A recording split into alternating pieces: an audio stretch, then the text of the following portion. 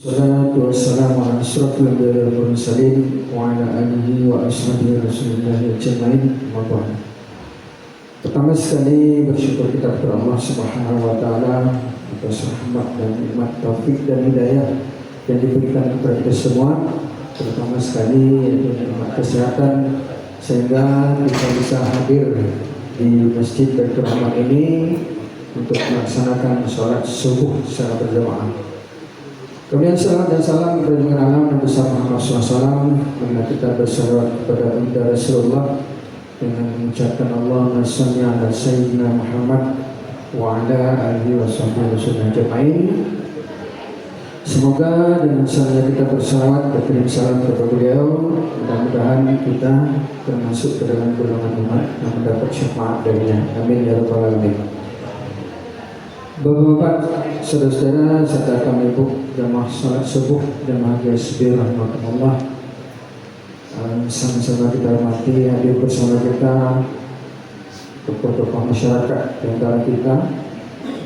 Pertama sekali sama-sama kita hormati Kepala Kantor Kementerian Agama Kabupaten Bengkulu dan Nabi Putu Syarif, kemudian juga Pak Lurah, kemudian juga Tuan Guru Madrasah Suluk Dr. Rahim, Tuan Syekh Haji Khalifah Ridwan, seluruh aparatur pemerintahan yang hadir pada pagi hari ini, baik itu dari kecamatan maupun dari kelurahan, Pak RT, PRW, tokoh masyarakat di usaha ini yang hadir pada subuh ini, semoga kita dirahmati Allah Subhanahu wa taala. Amin ya rabbal alamin.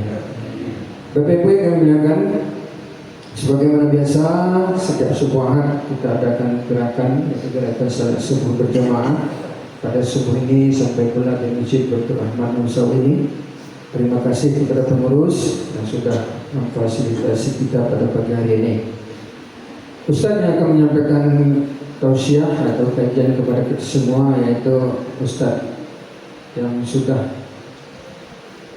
masuk dalam kandidat doktor dari Universitas Zaitun Indonesia, yaitu Ustaz Rio Nandis LCMA. Alhamdulillah dan terima kasih sudah hadir bersama kita pada subuh hari ini. Namun sebelum beliau menyampaikan kajiannya kepada kita, sini juga kami sampaikan beberapa hal. Pertama, mengenai program GSSB yaitu rehab rumah. Alhamdulillah pada minggu ini, pada bulan ini kita sudah merehab rumah yang berada di Tanjung Padang, tepatnya rumah Cik Isah di belakang Masjid Raya At-Taqwa, dan insya Allah sudah selesai, tinggal mungkin pintu sama jendelanya lagi. Ini program yang rehab rumah yang ketiga ya Bapak Ibu ya, program ketiga. Periode pertama 10 rumah, kedua juga 10, dan ini juga 10 rumah.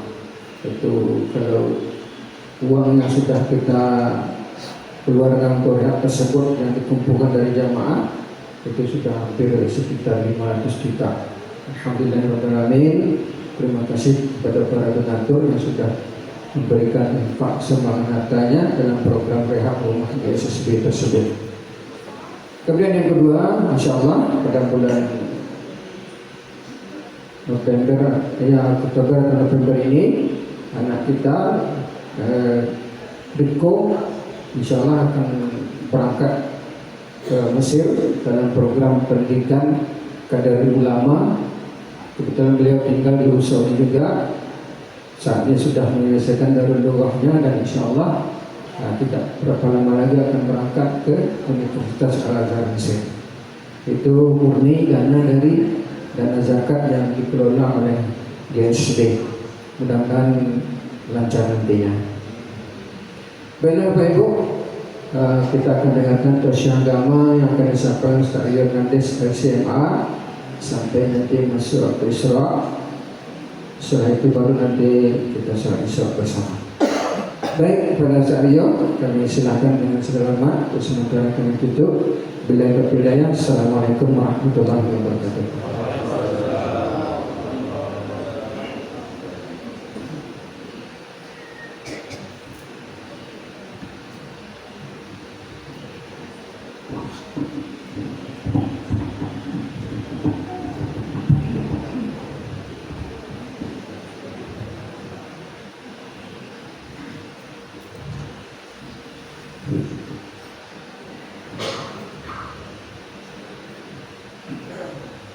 Assalamualaikum warahmatullahi wabarakatuh.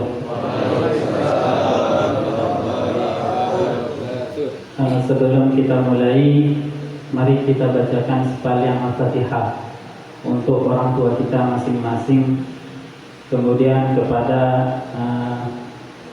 muhsinin yang kuat memperjuangkan agama kita ini, yang berinfak untuk masjid, untuk GSSB kita. Masya Allah, saya kagumlah, banyak pada program GSSB awak di situ, luar biasa. Oleh karena itu mari kita sama-sama hadiahkan Al-Fatihah.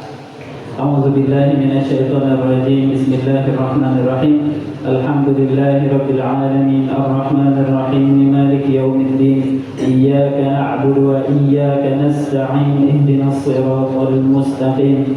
Siratal ladzina an'amta 'alaihim ghairil maghdubi 'alaihim waladdallin. Amin. Alhamdulillahirabbil alamin. Alhamdulillahilladzi ahyana ba'dama amatana wa ilaihin nusyur. Alhamdulillahilladzi arsala rasulahu bil huda wa dinil haqq liyudhhirahu 'ala ad-din kullih walau karihal kafirun walau karihal munafiqun walau karihal musyrikun walau kariha yahudiyyun la'anahumullah. Allahumma salli wa sallim ala sayyidina Muhammad wa ala alihi wa ashabihi Rasulillah alaihim ajma'in. Ashhadu an la ilaha illallah al-barrul karim ar-ra'ufur rahim wa ashhadu anna Muhammadan 'abduhu wa rasuluhu wa habibuhu wa khaliluhu wa salawatullahi wa salamuhu alaihi wa ala nabiyyin wa ali kullin wa sa'iris salihin. Dan kami hormati Pak Khalifah, kemudian kami hormati Imam Masjid kita, Ketua beserta seluruh pengurus, dan yang saya hormati, saya muliakan Bapak Ibu semua, pemuda-pemudi, adik-adik kami, abang-abang kami.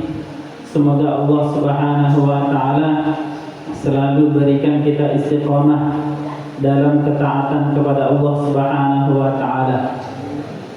Amin ya rabbal alamin. Alhamdulillah, bersyukur kita kepada Allah Subhanahu wa Ta'ala yang telah memberi kita kesempatan pada subuh yang berbahagia ini untuk menambah bekal akhirat. Alhamdulillah, kita bersyukur kepada Allah Subhanahu wa Ta'ala yang telah memilih kita dari sekian banyak hamba-hambanya yang mungkin pada detik ini masih tidur atau mungkin tidak sempat datang, ada urusan, atau tidak diberikan oleh Allah sehat badan. Ada dua nikmat kaum muslimin wal muslimat, hadirin wal hadirat, yang paling besar diberikan Allah Subhanahu wa Ta'ala kepada umat manusia, baik itu yang muslim maupun tidak muslim. Di dunia ini Allah tidak pilih siapa yang Dia kasih, baik itu orang beriman maupun tidak beriman. Allah hanya bedakan siapa yang Dia cintai, Dia sayangi. Dua nikmat diberikan Allah kepada seluruh umat manusia ini yang paling besar. Yang pertama adalah nikmat kesehatan. Orang Arab mengatakan as-sihhah tajun ala ru'usil as-sihhah. Kesehatan itu adalah mahkota di atas kepala orang yang sehat. Jadi orang yang sehat itu tak pernah melihat nikmat sehat karena ada di kepalanya. Yang melihat itu siapa? Orang lain. Orang sakit ketika melihat dia betapa nikmatnya dia. Bahkan orang yang sedikit sehatnya melihat betapa nikmatnya dia. Dan orang yang sehat itu sendiri banyak yang lalai. Oleh karena itu kita ucapkan kepada Allah Alhamdulillah. Kemudian yang kedua, nikmat yang terbesar adalah nikmat kesempatan. Banyak yang sehat tapi tak sempat. tiba-tiba lai penakan yang sakit, atau tiba-tiba dipanggil yang tidak bisa ditunda. Oleh karena itu kita diberikan Allah kesehatan, kita diberi Allah kesempatan, maka kita ucapkan alhamdulillah. Lupa sama Pak Guru kita. Semoga Allah Subhanahu wa taala jaga beliau untuk umat ini. Semoga Allah Subhanahu wa taala istiqomahkan beliau dalam membina kita, kabupaten kita, umat Islam secara umum. Amin ya rabbal alamin.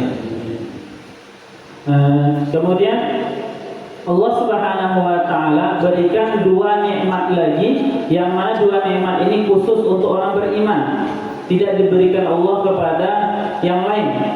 Yang pertama adalah nikmat Islam, kita bersyukur kepada Allah. Yang kedua nikmat iman. Bahkan iman itu ada rasanya, beda-beda rasanya bagi hamba-hamba Allah yang beriman itu. Imannya Bilal bin Rabah, dia tidak terasa lagi sakit pada tubuhnya ketika dihimpit dengan batu yang besar. 4 orang mengangkat batu itu diletakkan di atas perutnya. Tak terasa lagi sakit itu karena apa? Manisnya iman yang ada di hatinya.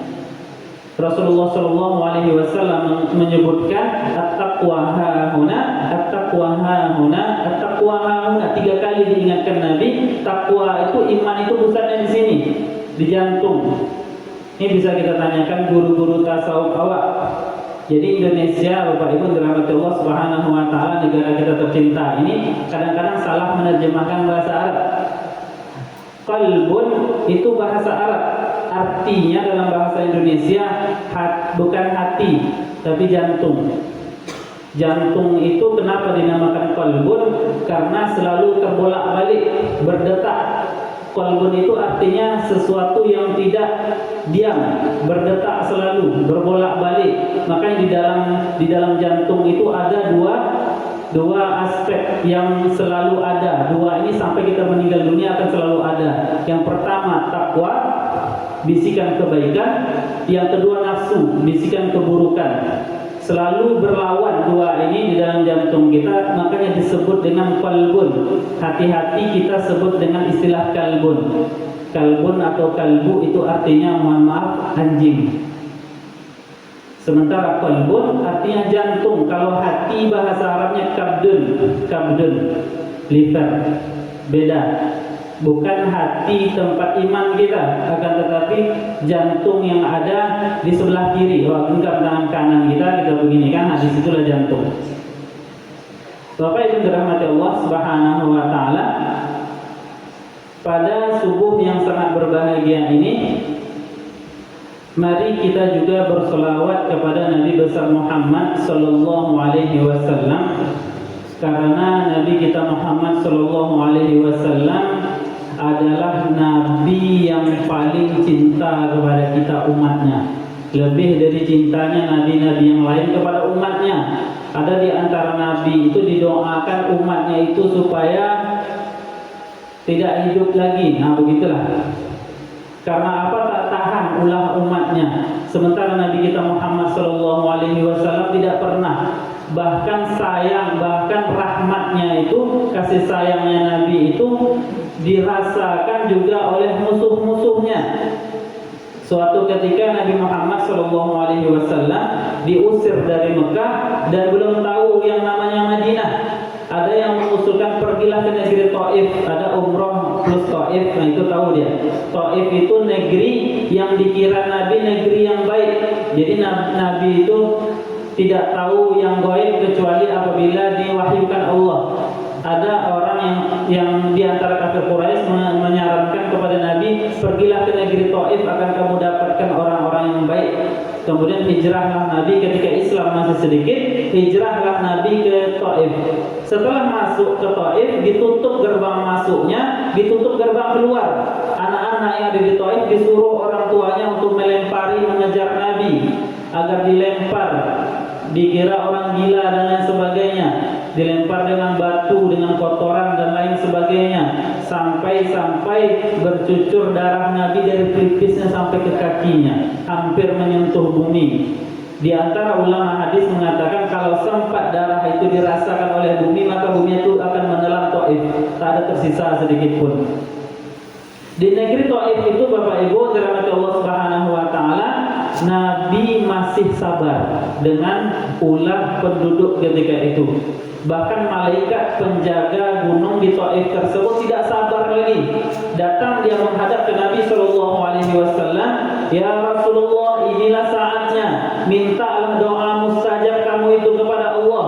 Kalau tidak, izinkan aku angkat gunung-gunung di Taif ini, aku hancurkan, berjatuhan di atas mereka, maka matilah semua penduduk Taif." Ketika itu Nabi Shallallahu Alaihi Wasallam tidak mau menggunakan doa mustajabnya.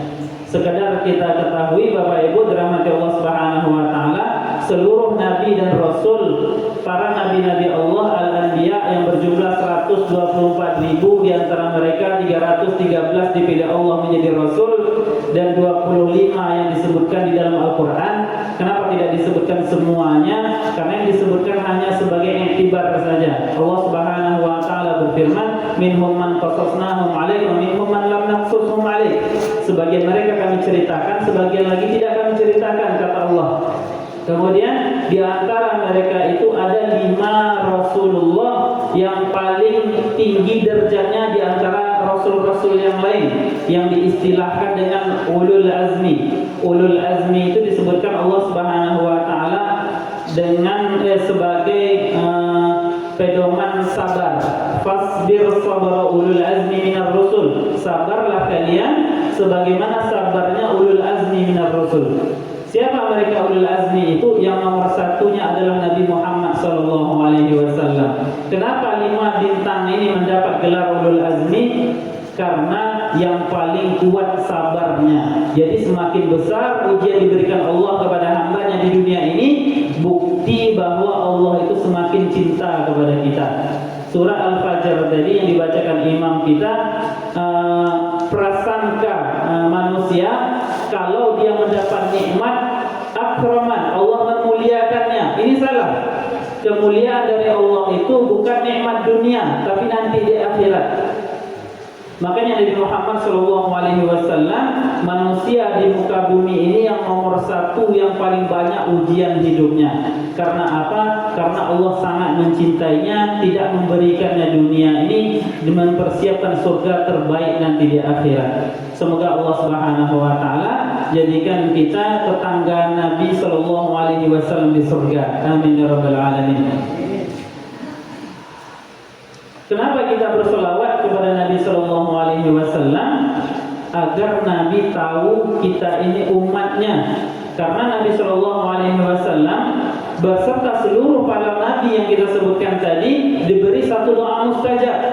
Semuanya sudah menggunakannya. Tak tahan mereka ulah umatnya, ulah musuhnya di dunia ini digunakan doa tersebut, kecuali Nabi kita Muhammad Sallallahu Alaihi Wasallam. Untuk siapa dia simpan? Bukan untuk istrinya, bukan untuk anaknya, akan tetapi untuk umatnya. Kapan? Ketika nanti kita di akhirat, tidak ada satupun penolong untuk kita kecuali beliau Sallallahu Alaihi Wasallam. Maka doa itu dipanjatkan agar kebaikan kita berat jadinya, keburukan kita yang berat itu menjadi ringan, dan kita seluruhnya umat Nabi Muhammad Sallallahu Alaihi Wasallam berbondong-bondong masuk ke surganya Allah, yang diistilahkan di dalam surat Az-Zumar. Zumara itu artinya rombongan. Berbondong-bondong kita masuk surga bersama kawan-kawan terbaik, bukan satu persatu masuk surga, tapi bersama-sama. Ini diantara nikmat yang diberikan Allah Subhanahu wa taala. Selalulah kita bergerak di dunia ini bersama kawan-kawan terbaik, maka kawan-kawan terbaik itu akan kita jumpai juga nanti sama-sama masuk ke surganya Allah Subhanahu wa taala. Ada seorang muslim nanti di akhirat ketika masuk surga, sebelum masuk ke pintu surga itu dia bertanya kepada malaikat yang membawanya tadi, "Wahai malaikat Allah, mana kawan saya yang selalu pergi pengajian? Mana kawan saya dulu yang selalu kami bercanda, main dan lain sebagainya?" Dijawab, di nerakanya Allah. Ketika mendengar ucapan ini, kata dia, "Saya tidak mau masuk surga." Karena apa? Karena surga ini tempat kenikmatan, tak nikmat rasanya bagi saya kecuali bersama kawan akrab saya. saya. Akhirnya disuruhlah dia ke pintu neraka untuk menjemput kawannya tadi, masuklah mereka ke surga bersama-sama. Ini diantara hikmah memperbanyak suhbah salihah, teman-teman yang baik, terutama dalam memperjuangkan agama Allah ini. Kaum muslimin wal muslimat, hadirin wal hadirat dirahmati Allah Subhanahu wa taala, pada subuh yang berbahagia ini bukan penyampaian ilmu kalau bisa saya ibaratkan, tapi silaturahim. Kita tadi rombongan yang sama-sama datang bersama ayah, semoga Allah menjaganya, selalu motivasi kami untuk selalu taat kepada Allah. Kemudian mulai guru bapak, guru muda kita, masya Allah, yang berjuang bangun subuh-subuh semua bersama rombongan. Ada Maulana kita yang baru pulang India minggu lalu dari jemaah dakwah tabligh. Kemudian ada Imam Masjid Mubarak. Semoga Allah Subhanahu wa taala catat silaturahim kami ini bersama saudara-saudari keluarga kami yang ada di masjid kita tercinta ini sebagai ibadah kepada Allah Subhanahu wa taala. Karena dunia ini Bapak Ibu diciptakan Allah, kemudian kita diciptakan untuk hidup di dunia ini tak bukan hanya satu perkara saja, yaitu untuk beribadah kepada Allah. Allah Subhanahu wa taala berfirman, Bismillahirrahmanirrahim, "Wa ma khalaqatul jinna wal insa illa liya'budun." Tidaklah aku ciptakan jin dan manusia kecuali hanya untuk beribadah kepadaku, kata Allah. Ibadah itu dua macam. Yang pertama ibadah mahdhah, yang jelas, yang terlihat dengan mata bahwa itu ibadah, seperti sholat, dengan gerakannya kita tahu itu ibadah. Membayar zakat, sedekah, infak dan lain sebagainya. Haji ke Baitullah, puasa, kalau ditanya dia menjawab puasa, maka itu ibadah jelas. Ada ibadah ghairul mahdhah, kehidupan kita sehari-hari, aktivitas kita, mencari nafkah kita, jualan kita, bekerja kita ke kantor, kemudian mencari kawan-kawan terbaik, kemudian menyapa orang yang tua dengan sopan, menyapa anak yang kecil dengan lemah lembut, dengan sayang. Itu semuanya menjadi ibadah apabila kita niatkan karena Allah Subhanahu wa taala. Itulah hebatnya hidup kita selaku umat Nabi Muhammad sallallahu alaihi wasallam. Setiap detik helaan nafas yang kita jalani di muka bumi ini semuanya bisa menjadi ibadah apabila kita niatkan karena Allah Subhanahu wa taala. Kemudian niat itu ternyata bisa mengangkat seseorang lebih dari seseorang yang di sampingnya dengan satu amalan yang sama. Niat berbeda, maka niat itulah yang menentukan. Ada niat karena Allah, ada niat bukan karena Allah. Bahkan ada niatnya yang digabung-gabung.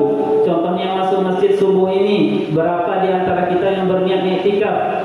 Bisa kita tanyakan diri kita, mungkin saya belum berniat i'tikaf. Sementara kawan di sebelah ini berniat, dia sebelum masuk masjid tadi dia niat i'tikaf. Niat i'tikaf, dia dapat pahala i'tikaf, dapat pahala menuntut ilmu, dapat pahala sholat berjamaah 3. Kalau kawannya cuma 2. Nah, ini niat ini membeda-bedakan kita. Bagaimana kita tahu ibadah itu ada dengan menuntut ilmu? Inilah pentingnya duduk di majelis ilmu, karena majelis ilmu itu adalah taman-taman surganya Allah di dunia. Rasulullah Shallallahu Alaihi Wasallam pernah bersabda di tengah para sahabat, "Idza marartum bi riyadil jannah farta'u." Kata Nabi, apabila kalian melihat taman-taman surga, maka singgahlah, kata Nabi. Kemudian ada sahabat bertanya, apa itu taman surga ya Rasulullah? Hilaqul zikr, yaitu majelis-majelis yang mengingat Allah. Ditafsirkan hadis ini oleh Imam As-Suyuti rahimahullah. Terdapat dua majelis utama yang dimasukkan di dalam hadis ini. Yang pertama, majelis zikir, betul-betul majelis zikir mengingat Allah dengan sebutan nama-nama mulia. Kemudian yang kedua adalah majelis ilmu. Kemudian majelis ilmu ini Bapak Ibu dirahmati Allah Subhanahu wa taala, sama hukumnya dengan kaum muslimin yang berjihad di jalan Allah. Di Palestina saudara kita mempertahankan Masjidil Aqsa, masjid tersuci ketiga umat Islam. Kalau kita sekarang juga berjihad memerangi kebodohan yang ada pada diri kita dan ada kepada saudara-saudari kita sekitar kita, yang apabila nanti kita sampaikan ilmu yang kita pelajari. Jadi hukumnya sama. Makanya Rasulullah SAW bersabda, "Man kharaja li talabil ilmi fa huwa fi sabilillah hatta yarja." Barang siapa tadi keluar dari rumahnya niat menuntut ilmu. Jadi tadi niatnya bukan hanya untuk sholat saja, niat juga untuk menuntut ilmu. Fahuwa fi sabilillah hatta yarja. Maka dia itu sama dengan pejuang fi sabilillah sampai masuk lagi ke pintu rumahnya. Selangkah sebelum masuk pintu rumah, tiba-tiba dia ambil malaikat maut ajalnya. Ketika itu sama dengan hamba-hamba Allah yang mati syahid di medan perang. Bahkan di dalam mazhab Hanbali, Bapak Ibu dirahmati Allah Subhanahu wa taala, kalau ada anak-anak kita mahasiswa di Mekah, Madinah, kalau mereka meninggal dunia apapun sebabnya, sakit atau tidak sakit, maka dikafani tanpa dikuburkan tanpa pakai kain kafan lagi. Karena apa? Dia itu sama hukumnya dengan jihad fisabilillah. Kalau kita mazhab Syafi'i tetap dikafankan seperti biasa, hanya makna hukumnya saja, pahalanya saja jihad fisabilillah. Tapi mazhab yang lain tidak. Inilah keutamaan menuntut ilmu. Kalau kita niatkan dari rumah, sementara yang tidak berniat tadi niatnya pergi sholat saja, tak tahu ada GSSB di rumah Allah mulia ini, maka dapat faedah dari hadis pertama kita bacakan tadi. Kata Nabi, kalau kalian melihat taman-taman surga, singgahlah.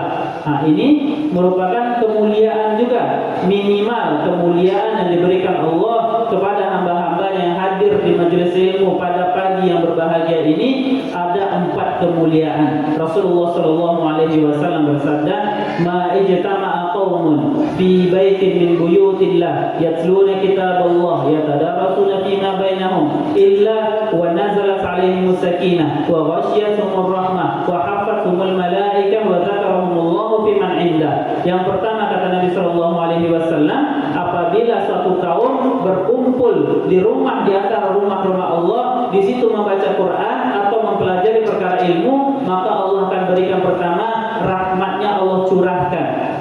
Rahmat itu kalau dicurahkan Allah kepada kita, hati kita tenang. Sekarang coba perhatikan hati kita tenang.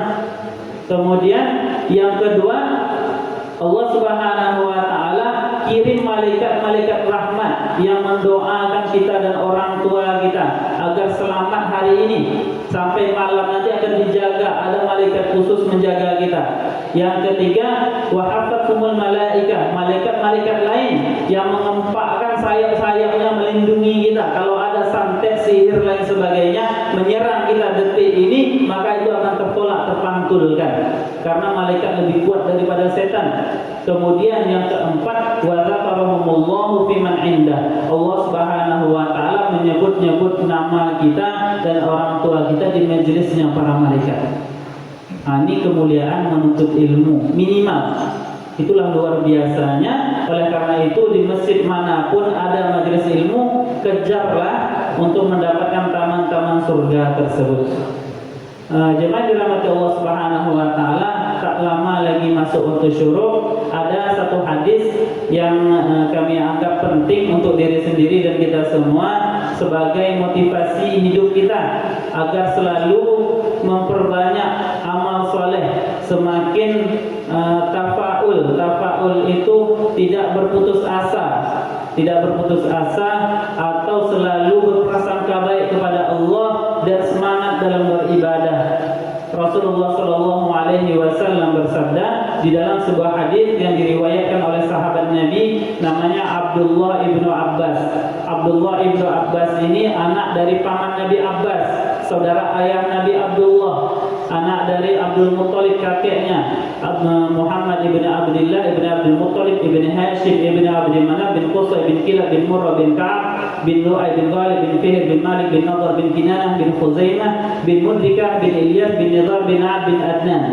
20 kakek Nabi ini harus kita hafalkan Bapak Ibu. Kenapa? Karena ini disabdakan oleh Nabi SAW.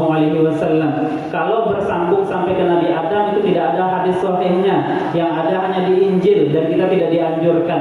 Ulama-ulama kita menganjurkan kenali Nabi kita, keluarganya dan kakeknya minimal sampai ke Adnan, karena itu adalah kakek-kakek Nabi yang terbaik, sehingga kita tahu bahwa Nabi kita itu suci luar dan dalam, garis keturunannya dan lain sebagainya. Bahkan sampai ke Nabi Adam, kata Nabi Shallallahu Alaihi Wasallam, tidak pernah ada yang tersentuh khamar, kemudian tidak pernah ada yang tersentuh hubungan yang tidak baik.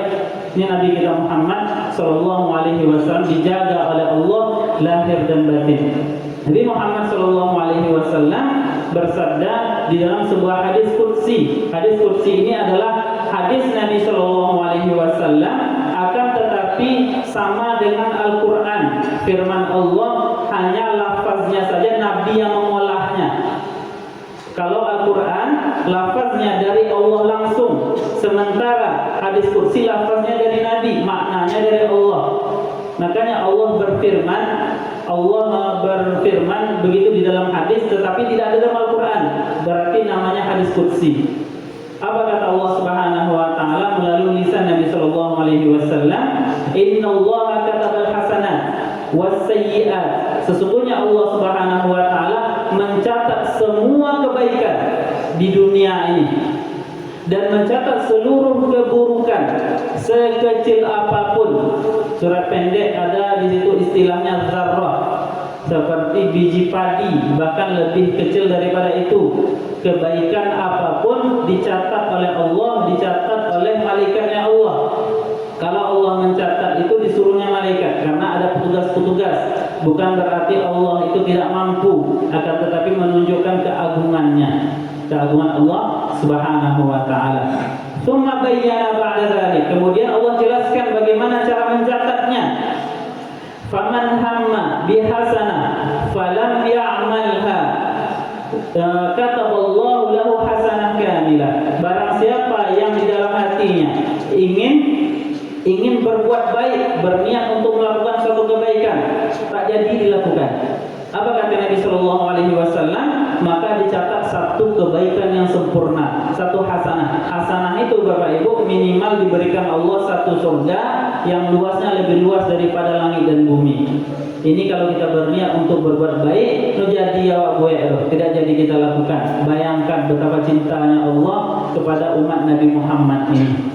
Yang kedua, faman hamma biha fa'amilaha kataballahu lahu asyra hasanah. Barang siapa yang berniat melakukan kebaikan dan melakukannya, maka Allah mencatat 10 kebaikan. Hitungan dari 10, bukan dari 1. Kalau Allah memberi kita pahala, ini kemuliaan hanya diberikan kepada umat Nabi Muhammad saja. Kalau umat sebelum kita tidak, 1 kebaikan 1 pahala. Bahkan cara bersuci dari najis susah. Di zaman Nabi Musa alaihissalam, kalau ada sejadah kena najis, maka harus dipotong, digunting. Makanya di zaman Nabi Musa, raja-raja itu bajunya bertempel-tempel, tambal-tambal. Bukan berarti dia miskin, bukan. Akan tetapi karena pernah disentuh najis, maka dipotong pakai gunting. Kita tidak, cukup pakai sabun atau pakai air sudah cukup. Tak ada air, dijemur di matahari, mudah. Ini kemudahan diberikan Allah kepada umat Nabi Muhammad Sallallahu Alaihi Wasallam. Bahkan Bani Israel, kalau ada Bani Israel di dalam Al-Quran, Bapak Ibu, artinya Bani Yakub. Israel itu nama Nabi Yakub. Isra itu Abdul, Il itu Allah. Israel Abdullah, Nabi Allah Yakub alaihissalam. Bani Israel anak-anak Nabi Yakub. Nabi Yakub alaihissalam di zaman dia tidak boleh makan daging onta dan tidak boleh makan minum susu onta. Padahal tak ada salahnya, baik bahkan kencing onta saja itu bisa menjadi obat. Menjadi obat. Kalau di Arab Bapak Ibu dirahmati Allah Subhanahu wa taala, ada pengobatan yang luar biasa. Susu onta tadi 1 gelas diteteskan di dalamnya beberapa dari kencing onta, maka itu bisa menghilangkan kanker dan menghapus segala macam penyakit. Sampai hari ini masih digunakan.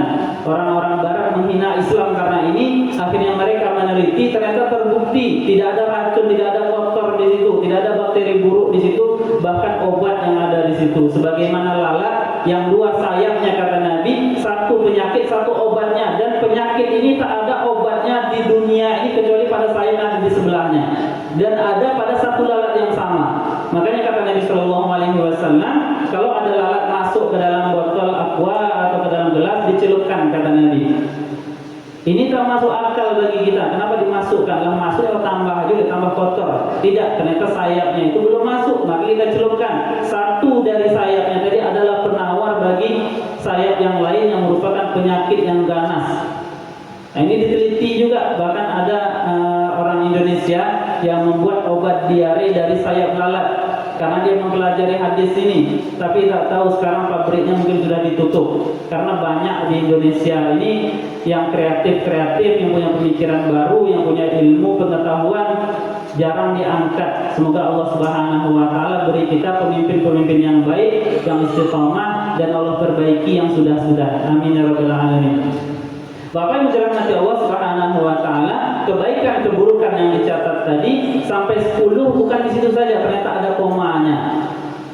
Ada komanya ila 700 kata Nabi, bahkan sampai 700 kali lipat.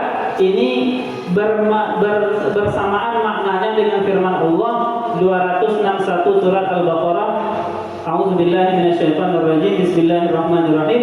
Mathalul ladzina yunfiquna amwalahum fi sabilillah kamathali habbatin anbatat sab'a sanabila fi kulli sunbulatin mi'atu habbah wallahu yudha'ifu liman yasha' wallahu wasi'un 'alim. Perumpamaan harta yang diinfakkan di jalan Allah dengan ikhlas adalah seperti sebutir benih menumbuhkan 7 tangkai, setiap tangkai 100 biji, jadi 700 kali lipat. Kemudian hadis tadi kelanjutannya ila ad'afin katsirah, bahkan lebih daripada itu sampai tidak terhitung. Bermakna dengan ujung ayat tadi juga yudha'ifu liman yasha', Allah lipat gandakan lebih banyak lagi. Wallahu wasi'un alim, Allah maha luas karunia-Nya, dan ini banyak diberikan kepada umat Nabi Muhammad, kepada kita sallallahu alaihi wasallam. Kemudian kelanjutan hadisnya, faman hamma bisayyi'ah falam ya'malha. Barang siapa yang ingin membuat kejahatan di dalam hatinya, berniat dia ingin buat jahat, tak jadi dilakukan, kataballahu lahu hasanah kamilah, Allah akan catat satu kebaikan yang sempurna, satu hasanah yang sempurna. Surga menanti kita. Yang tadi kita berniat jahat tak jadi kita lakukan. Bayangkan Bapak Ibu, betapa mulianya umat Nabi Muhammad sallallahu alaihi wasallam, betapa mulianya kita umatnya Nabi Muhammad sallallahu alaihi wasallam. Kemudian di akhir hadisnya, faman hamma biha fa'amilaha kataballahu la sayyi'ah wahidah. Barang siapa yang berniat untuk buat jahat dan dilakukannya, maka dicatat satu keburukan saja. Tapi satu keburukan ini ditafsirkan para ulama tafsir kita, tidak langsung dicatat ternyata, karena pencatat amal baik dan amal buruk itu yang berada selalu di sekitaran kita. Ketuanya itu ada, ketuanya yang mencatat amal baik, anggotanya mencatat amal buruk. Setiap ingin mencatat amal buruk, dia lapor dulu, ketua saya catat atau tidak, tunggu, mudah-mudahan dia beristighfar. Ditanya lagi, saya catat sekarang, tidak, tunggu, mudah-mudahan dia beristighfar. Sampai 3 saat di dalam hadis. Kalau ulama zaman kini menafsirkan 3 jam, tapi tak tahu kita jamnya di zaman Nabi dengan zaman kita, tak tahu kita. Intinya begitu mulianya kita diberikan Allah dengan banyak kemuliaan ini, kebaikan-kebaikan, peluang untuk melakukannya, kemudian keburukan-keburukan dan kesulitan untuk melakukannya. Tetapi masih ada juga di antara umat Nabi Muhammad ini yang amal buruknya itu banyak. Nah, ini sudah keterlaluan. Oleh karena itu, bersyukurlah kita selalu sebagai umat Nabi Muhammad sallallahu alaihi wasallam ini yang diberi oleh Allah banyak kemuliaan, yang dulu Nabi Muhammad sallallahu alaihi wasallam merindukan kita melebihi para sahabatnya. Istaqtu bi ikhwani, kata Nabi, aku rindu kepada saudaraku. Termenung Nabi. Kemudian sahabat bertanya, alas Nabi ikhwani ya Rasulullah, sedih para sahabat, bukankah kami ini saudaramu ya Rasulullah? Dijawab oleh Nabi, antum ashabi, kalian sahabatku, dijamin surga kalian. Ikhwani alladzina yu'minuna bi wa lam yarawni, saudaraku yang kurindukan, kata Nabi, adalah mereka nanti yang beriman kepadaku padahal belum pernah melihat wajahku. Kitalah orangnya yang hidup di akhir zaman ini, yang ada di masjid Allah ini, dirindukan oleh Nabi Muhammad sallallahu alaihi wasallam. Cukup demikian, semoga Allah Subhanahu wa taala beri keberkahan pada pertemuan kita pada subuh yang sangat berbahagia ini. Mohon maaf atas segala kekurangan. Terima kasih atas segala perhatian. Kalau ada yang ingin ditanyakan, silakan.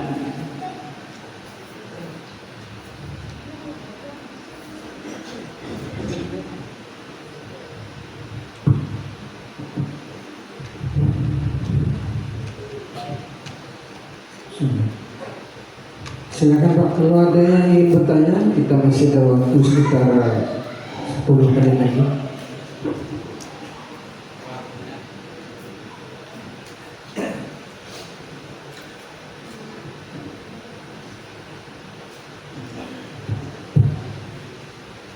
Assalamualaikum warahmatullahi wabarakatuh. Terima kasih kepada Ustaz yang banyak memberikan pencerahan kepada kita, terutama tentang kegiatan YSB ini banyak fadilahnya, mulai dari niat sholatnya, menuntut ilmu dan segala macamnya. Semoga setiap waktu YSB kita bisa menghadirinya, termasuk juga mendapatkan taman-taman surga. Jangan setelah mati kita mau didoakan dapat taman-taman surga. Ya. Supaya orang yang bertadriyah, supaya didoakan ahli keluarga meninggal dapat taman-taman surga, tapi di dunia tak menghadirinya. Yang saya tanyakan ini tentang taman-taman surga ini, itu majelis ilmu. Jadi majelis ilmu yang seperti apa? Apakah majelis ilmu seperti ini atau dengan yang diadakan di pendidikan, inilah madrasah, sekolah, itu setiap hari ada majelis ilmu, ada belajar mengajar. Jadi apakah itu juga termasuk fadilah untuk ilmu yang seolah-olah seperti mendapatkan taman-taman surga? Demikian saja Ustaz. Wassalamualaikum warahmatullahi wabarakatuh. Ilmu itu kaum muslimin yang berbahagia dirahmati Allah Subhanahu wa taala bertingkat-tingkat. Ilmu yang paling utama, yang nomor satu adalah ilmu akidah. Tak sama derajatnya dengan orang yang belajar ilmu hadis, tak sama derajatnya dengan orang yang belajar ilmu fikih. Akidah itu nomor satu, yang kedua hadis, kemudian fikih, kemudian setelahnya dan terakhir itu ilmu bahasa, kemudian barulah ilmu-ilmu umum. Semuanya ilmu dari Allah Subhanahu wa taala. Apapun yang kita pelajari, kalau menambah ketakwaan kita kepada Allah Subhanahu wa taala, maka akan masuk ke dalam fadilah-fadilah menuntut ilmu yang disabdakan oleh Nabi di banyak hadisnya, yang disebutkan Allah Subhanahu wa taala di banyak ayatnya. Hal yastawil ladzina ya'lamuna wal ladzina la ya'lamun. Allah membandingkan orang berilmu dan tidak berilmu. Bukan ilmu agama, ilmu umum. Tidak, yang berilmu tidak berilmu, itu yang dibandingkan Allah. Hal yastawil ladzina ya'lamuna wal ladzina la ya'lamun. Apakah sama, kata Allah? Allah menyindir. Apakah sama orang yang berilmu dan orang yang tidak berilmu? Tetapi ilmu agama punya nilai khusus yaitu hukumnya bahkan lebih tinggi. Hukum belajar ilmu agama itu, Bapak Ibu dirahmati Allah Subhanahu wa taala, fardu kifayah. Ini banyak orang yang salah. Dikiranya menuntut ilmu ini tak penting. Hukumnya sama dengan menyolatkan orang yang meninggal dunia, fardu kifayah. Di satu kampung tidak ada yang menuntut ilmu agama tinggi-tinggi, maka kampung itu berdosa seluruhnya. Maka yang tadi saya terharunya di situ, karena GSSB kita sampai membiasiswakan, membuat program kaderisasi ulama yang sebentar lagi berangkat ke Mesir, yang dulu sudah pernah berangkat, luar biasa. Itu Pak, sama ilmu agama bukan agama. Kalau untuk Allah dan untuk menambah ketakwaan kita, maka ilmu itu sama semuanya. Ilmu yang diridhai Allah Subhanahu wa taala dapat faedah dari semua hadis-hadis yang disebutkan oleh Nabi sallallahu alaihi wasallam. Ini kadang ada orang mengatakan percuma belajar ilmu dunia. Padahal di Indonesia ini, di seluruh dunia Islam hari ini bermasalah ekonominya. Tak tahu dia mana muamalah yang halal dan mana yang haram. Dulu kata Maulana kita Zaki Ibn Umar Ibn Khattab, Sayyidina Umar ketika melihat ada pendatang baru di pasar jualan, dia didatangi oleh Sayyidina Umar. Kamu orang baru? Dia. Kamu tahu hukum ini, tak tahu dia. Kemudian disuruh pulang, disuruh belajar, nanti baru jualan. Ilmu dulu.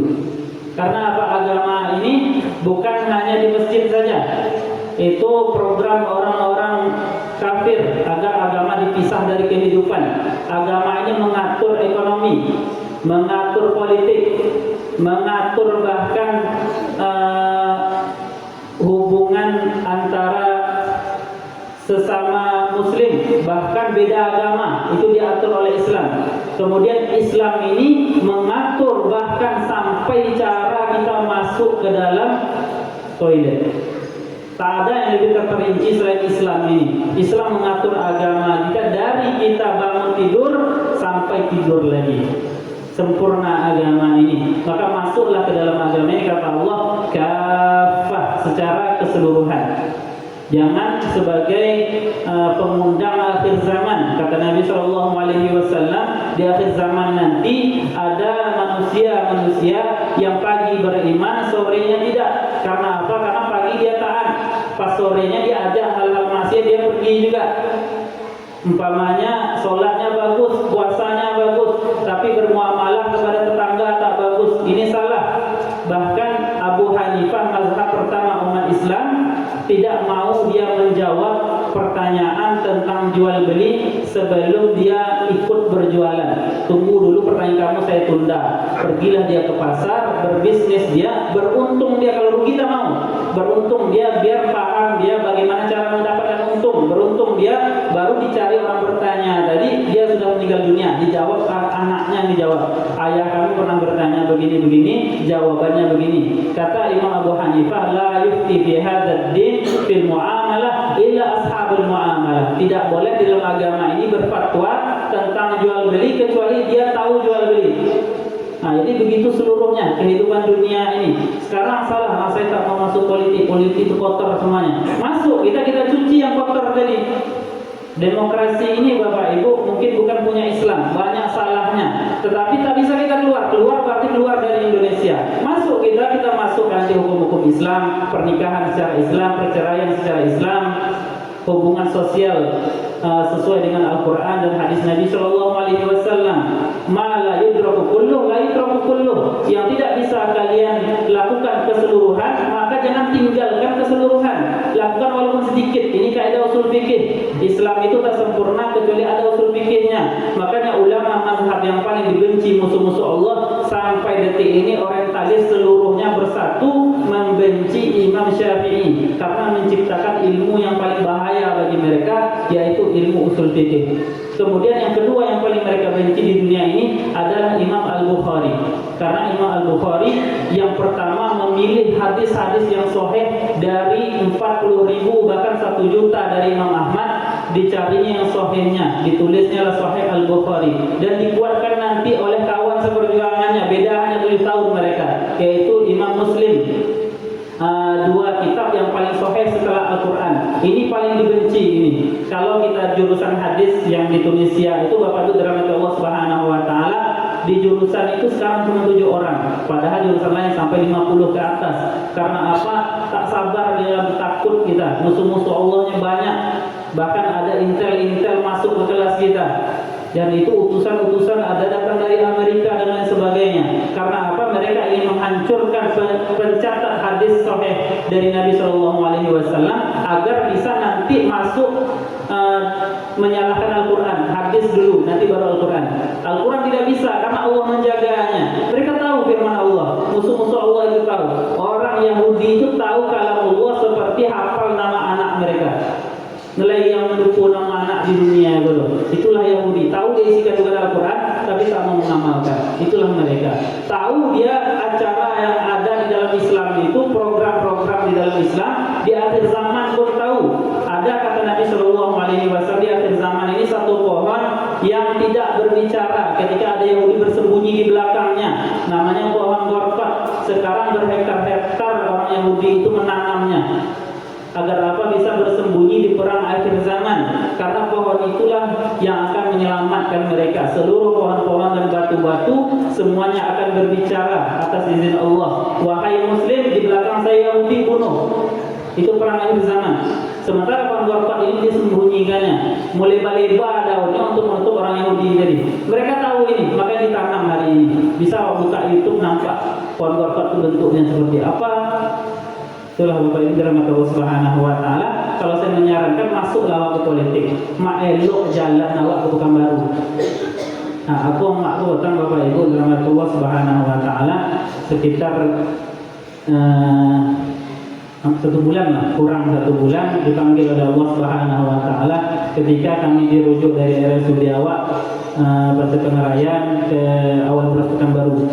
Itu tobang-tobang saudara aku tuh ambulan. Ngetahan mak tu, inilah sakit. Ambulan tu melumpek-lumpek, lubang jalan buka tuanya. Na'udzubillah. Sakit hati awak sebenarnya, tapi bapalah. Oleh karena itu, masuklah kita ke dalam semua kehidupan. Kalau kita beragama, bukan hanya politik saja, ekonomi. Makanya umat Islam itu perlu mengambil jurusan-jurusan yang lain juga selain fikih, selain hadis. Ada iktisad Islami, ekonomi Islam, ada al-hadarah, peradaban, ada bahasa, bahkan bahasa Inggris dan sebagainya, agar tahu kita rencana-rencana jahat musuh-musuh Allah. Sebagaimana sahabat Nabi Mu'adz bin Jabal belajar dia ilmu bahasa Ibrani agar apa? Tahu nanti perancangan musuh-musuh Allah, bagaimana mereka merencanakan untuk menghancurkan Islam, karena dia paham bahasanya, pergi ke negara mereka menyundup agar tahu. Jadi Islam itu sempurna, masuklah kita secara sempurna. Jadi belajarlah ilmu apa saja, inilah intinya. Ada pertanyaan yang lain? Masih ada yang lain? Jadi kaum ibu, anak muda, adik-adik yang SD, SMP, kalau tanya-tanya lah. Aku doa makan bang, boleh bertanya apa saja. Silakan. Silakan.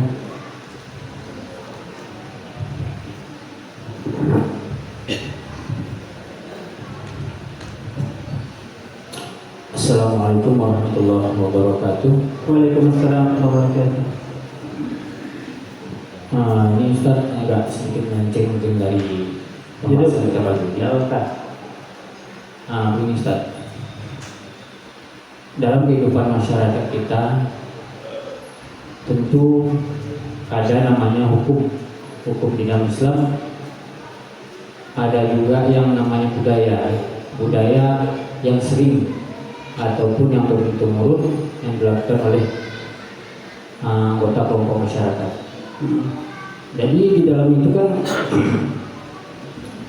Islam mengajarkan kepada masyarakat untuk berbuat kebaikan. Di dalam hal itu juga kemungkinan ada faktor budaya yang mempengaruhi ajaran Islam tersebut. Jadi kan dalam kehidupan masyarakat kita, Ustaz, contoh ini suatu contoh lah saya. Contoh, ini mohon maaf, mungkin Silakan Bapak. adanya, mohon maaf Ustaz, sering kita melihat ketika saudara-saudari kita ada yang meninggal, tentu di setiap ataupun ada malam pertama, kedua, ketiga, dan selanjutnya Ustaz kan. Ini kan sudah membudaya namanya Ustaz kan. Artinya sebetulnya niat kita ataupun niat kita melakukan takziah itu kan baik Ustaz. Cuma terkadang karena budaya ataupun kebiasaan kita dalam kehidupan sehari-hari, misalkan yang meninggal ini Ustaz orang yang mohon maaf kurang mampu Ustaz. Pertanyaannya, coba langsung pertanyaannya. Saya pernah mengalami Ustaz. Pertanyaannya apa? Nah, pertanyaannya Ustaz,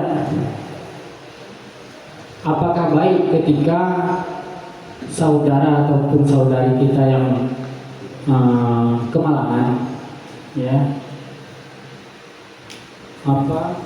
bersedekah ataupun menerima kunjungan takziah, tetapi kan dalam kebiasaan kita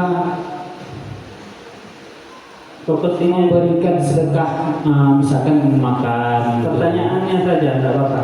Nanti perincinya nanti saya lanjutkan. Pertanyaannya secara keperinci apa? Ya, pertanyaan ini Ustaz. Jadi saya simpulkan Bapak Ibu dirahmati Allah Subhanahu wa taala, pertanyaannya apakah boleh bagi kita untuk pergi takziah orang yang meninggal dunia makan awak di situ? Nah, betul. Padahal itu menyusahkan. Betul enggak? Iya, iya. Habis itu Ustaz, ini Ustaz. Betul atau tidak? Iya, betul. Nah, kita jawab. Habis itu Ustaz, gini Ustaz. Kadang kan kita yang menerima kemalangan itu kan. Pertanyaannya betul atau tidak? Betul Ustaz, betul. Nah, saya jawab ya, mohon izin. Terima kasih. Bapak Ibu dirahmati Allah Subhanahu wa taala, Kiai Haji Hashim Al-Asy'ari, murid dari Kiai Haji Muhammad Ma'ruf, Muhammad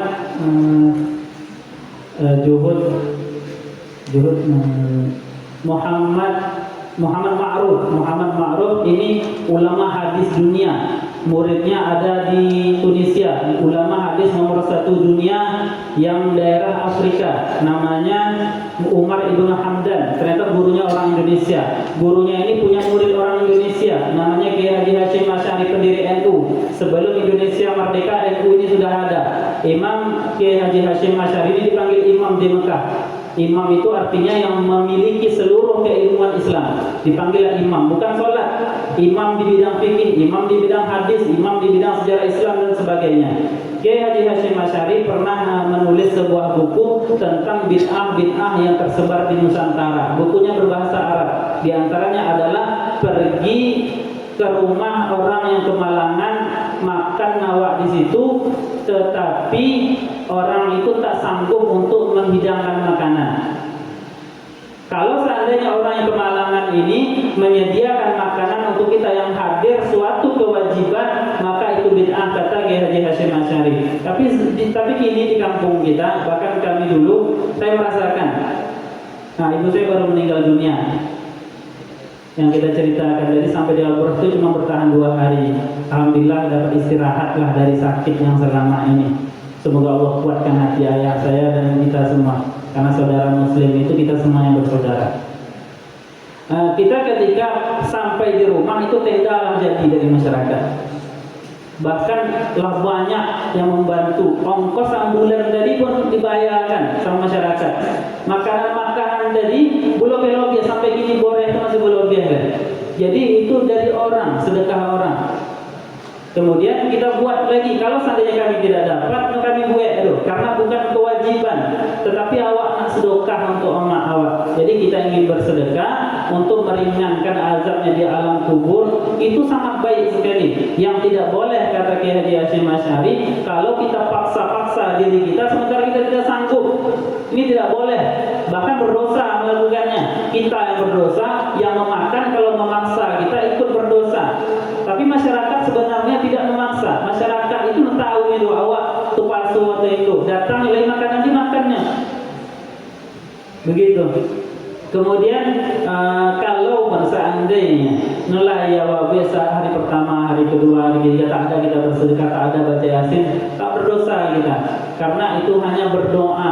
Kita yang ingin masyarakat berdoa untuk ibu kita, untuk ayah kita, untuk datuk kita. untuk meringankan siksanya, untuk diampunkan dosanya, untuk dikirimkan pahalanya. Bahkan pengiriman pahala ini, Bapak Ibu dirahmati Allah Subhanahu wa taala, Imam Syafi'i berbeda dari seluruh mazhab yang ada. Imam Syafi'i mengatakan tidak sampai. Allah Subhanahu wa taala berfirman, "Wa alaysa lil insani illa ma sa'a." Tidaklah ada bagi seseorang manusia itu satu pahala pun kecuali usaha dia sendiri. Nah, tak bisa orang lain mengirim pahala. Tetapi ternyata Imam Syafi'i itu manusia biasa, bukan nabi. Yang maksum itu hanya nabi. Membuktikan bahwa kemuliaan Imam Syafi'i, dia itu manusia biasa. Nanti dikomentar oleh Imam An-Nawawi yang pakar di bidang hadis, selain pakar di bidang fikih juga pakar di bidang hadis. Banyak komentarnya terhadap Imam Syafi'i. Bahkan saya pernah menulis komentar-komentar Imam Nawawi terhadap Imam Syafi'i. Di antaranya adalah ma'ul musammash, air yang terjemur di matahari tak boleh kita gunakan untuk berwudu kalau di bejana besi. Kata Imam Syafi'i bisa menyebabkan penyakit kusta. Dijawab oleh Imam Nawawi, tak ada hadis Nabi yang melarang itu, maka tidak apa-apa kita lakukan. Kadang-kadang kusta itu terjadi bukan karena itu, karena Al-Quran dan hadislah sebagai pedoman kita selaku muslim dalam mengambil hukum, bukan ilmu kedokteran. Kedokteran hari ini, tahun depan mungkin ada yang berubah. Bahkan Pluto dulu dianggap planet, sekarang bukan planet. Kedokteran hari ini, vaksin katanya baik, ternyata tidak baik. Tidak sempurna karena semuanya teori, bukan hukum. Dan hukum pun bisa salah kecuali hukum Allah Subhanahu wa taala. Yang ini kami sampaikan tadi, Imam Syafi'i itu melarang, tidak mau ada yang menghadiahkan pahala kepada orang meninggal dunia. Katanya tak sampai. Tetapi dikomentar oleh Imam Nawawi, dan Imam Nawawi ini mazhabnya Syafi'i. Ditanya, ya Imam, kamu kan bisa membuat mazhab baru. Saya tidak mau, karena begitu besar jasa Imam Syafi'i dalam mendirikan mazhab ini agar umat tak banyak terpecahnya. Cukuplah 4 mazhab, jangan awak tambah leh. Itu kata Imam Nawawi. Imam Nawawi berkata, Imam Syafi'i ini mungkin tidak tahu hadis Nabi atau belum sampai kepada dia, atau belum ada guru yang mengajarkannya hadis Nabi Shallallahu Alaihi Wasallam tentang seorang perempuan muda datang kepada Nabi Shallallahu Alaihi Wasallam, curhat dia, ya Rasulullah, dulu ibuku ketika masih hidup pernah bernazar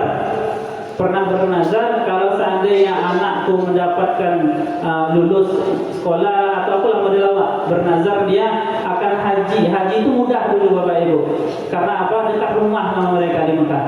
Dia bernazar haji. Ketika itu dia bertanya, ya Rasulullah, apakah aku menghajikannya pahalanya itu sampai atau tidak usah? Karena itu nazar hukumnya wajib. Dijawab oleh Nabi Shallallahu Alaihi Wasallam, "Huji anha, hajilah untuknya."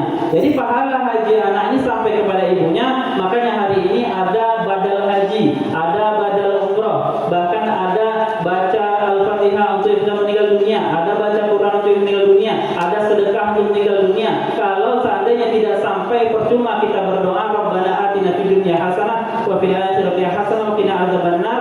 Kemudian Allahumma ighfir lana wa liwalidina warhamhum kama rabbayana shaghira wa li jami'il muslimina wal muslimat al ahya wal amwat, yang hidup dan yang mati, ampuni ya Allah. Untuk apa mendoakan sudah meninggal dunia kalau tidak sampai? Ini bantahan dari Imam Nawawi, sehingga istaqarra, tetaplah mazhab Syafi'i detik ini hari ini berpendapat bahwa doa kepada yang meninggal dunia itu sampai. Orang Salafi kalau kita keras kepada mereka mengatakan sampai. Ibnu Taimiyah menyebutkan langsung di dalam fatwanya, apa katanya? Man halala, barang siapa bertahlil, barang siapa yang bertahlil satu orang atau kelompok, man halala 70 marrah, 70 kali, au mi'ah marrah, atau 100 kali, au aktsar min dzalik, atau lebih daripada itu, balaghahu thawabuhu, akan sampai pahalanya kepada yang meninggal dunia. Itu Imam Ibnu Taimiyah, imamnya orang-orang Salafi. Jadi intinya adalah kalau seandainya kita tak sanggup, maka jangan dilakukan. Jangan tengok masyarakat menghina kita, mengejek kita, kita ada hubungannya. Itu awam yang mentahan mental. Ada lagi pertanyaan yang lain? Pak Imam, silakan. Sebelumnya ibadah sholat syuruk, kita kalau ada tadi yang berniat syuruk itu sudah dicatat Bapak Ibu.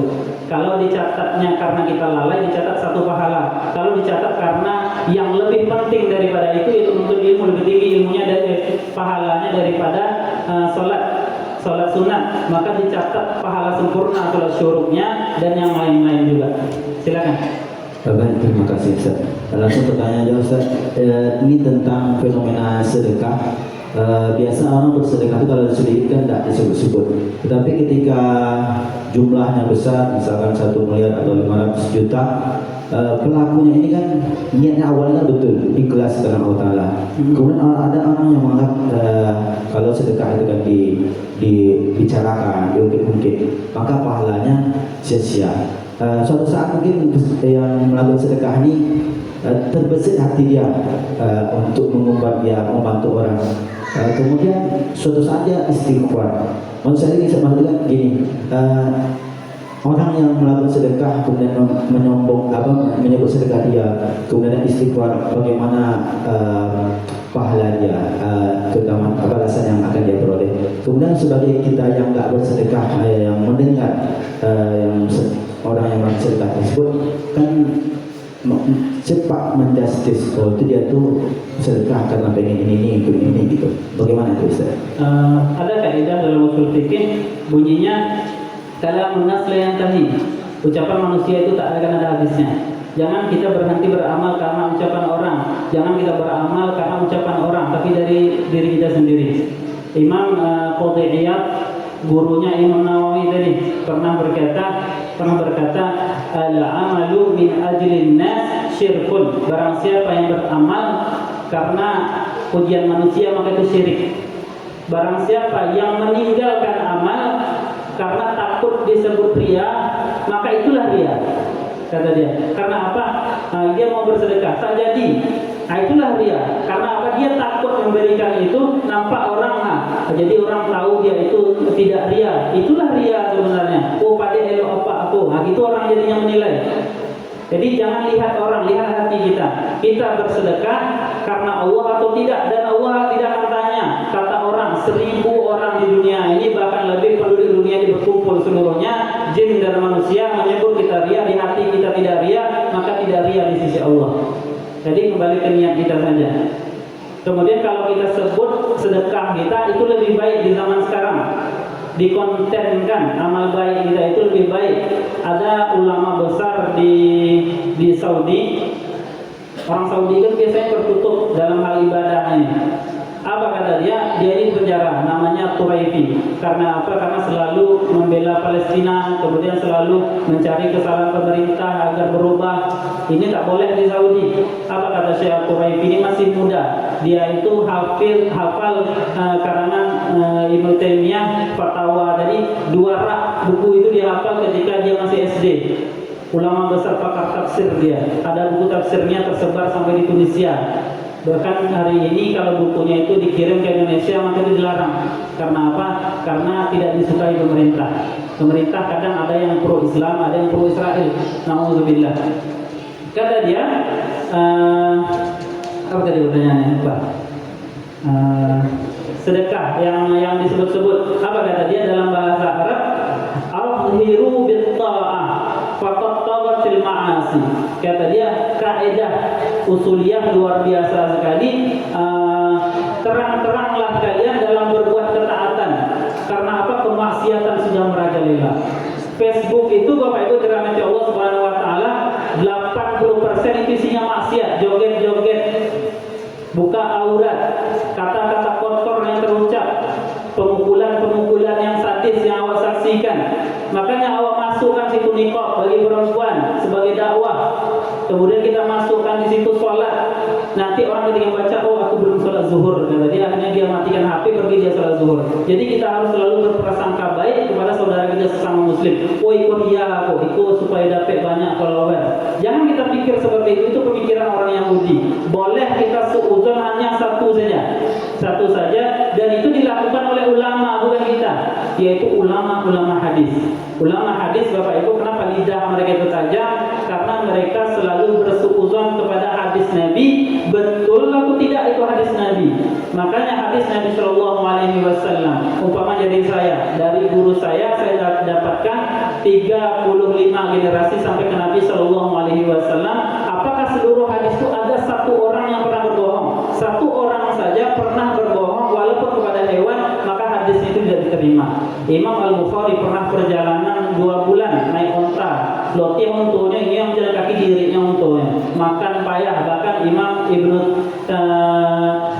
Ibnu Tauri itu pernah sampai di perjalanan hampir mati kehausan. Apa yang dilakukan? Mohon maaf sampai minum air kencingnya. Ini perjuangan untuk mendapatkan hadis sahih. Sampai dia ke daerah yang orang tadi menyampaikan ada hadis Nabi begini-begini, sebelum sampai ke rumahnya dilihat dari kejauhan, keluar guru ini dari pintu rumahnya, dipanggilnya keledainya dengan tangannya, datang keledai itu di tangannya kosong. Kata Imam Al-Bukhari yang mengumpulkan hadis sahih tadi, kata dia, aku tidak akan mengambil hadis dari orang yang berbohong dia kepada keledainya, maka sangat mungkin sekali dia berbohong dalam menyampaikan hadis Nabi Sallallahu Alaihi Wasallam. Seuzon kita, ini benar tidak hadis, mungkin dia berbohong, mungkin dia begini. Qiyamul lail itu bagus, puasa sunat itu bagus, tetapi di dalam ilmu ibadah itu diketepikan. Ilmunya betul atau tidak? Banyak sekarang sorbannya tebal, banyak sekarang qiyamul lailnya 100 rakaat, banyak yang puasa sunatnya puasa Daud, tetapi tak pandai dia cara menyampaikan ilmu dengan baik, tak pandai dia menghormati orang tuanya, tak pandai dia berjualan dengan jujur. Beras itu ditambah di dalam tabung, jadi tambah sesuatu. Karena apa? Ad-dinu muamalah, kata Nabi Shallallahu Alaihi Wasallam. Agama ini adalah kehidupan. Jadi kehidupan kita sendiri dan kehidupan bersama manusia. Bahkan Nabi Shallallahu Alaihi Wasallam tidak mau sholat kepada seorang jenazah yang jenazah ini ada hutangnya. Tak mau Nabi. Karena apa? Hubungan dia dengan sesama manusia belum selesai. Ada satu sahabat angkat tangan, ya Rasulullah, aku akan bayar. Barulah Nabi menyolatkannya. Jadi sangat penting hubungan sesama manusia juga. Mungkin terjawab, insya Allah. Terakhir. Kalau ada yang mau tanya tak apa-apa, tergantung panitia. Kami masalah rombongan. Assalamualaikum warahmatullahi wabarakatuh. Waalaikumsalam warahmatullahi wabarakatuh. Mohon izin pada Tuan Guru kami Syekh Haji Ridwan, kemudian ketua masjid yang lainnya, tertumpang pada awal untuk ucapan puji syukur dan selawat. Langsung aja ke bukan pertanyaan, tapi sebenarnya ajakan. Saya hamba Allah. Di dalam Ustaz Rio Fernandes menyampaikan ada salah satu hadis menjelaskan tentang taman-taman surga. Ya. Di dalam tafsir penyampaian Ustaz Rio Fernandes, salah satu taman surga itu majlis ilmu dan majlis zikir, yang di dalam zikirnya menyebut nama Allah dan mengesahkan Allah. Betul ya? Alhamdulillah. Ya. Bersama atau sendiri? Iya, oke. Ya. Alhamdulillah, Rokan Hulu dikelola oleh tokoh tarekat Naqsabandiyah, yaitu Syekh Abdul Wahab Rokan Al-Khalidi Naqsabandi rahimahullah, yang lahir di Rantau Bidang Sakti.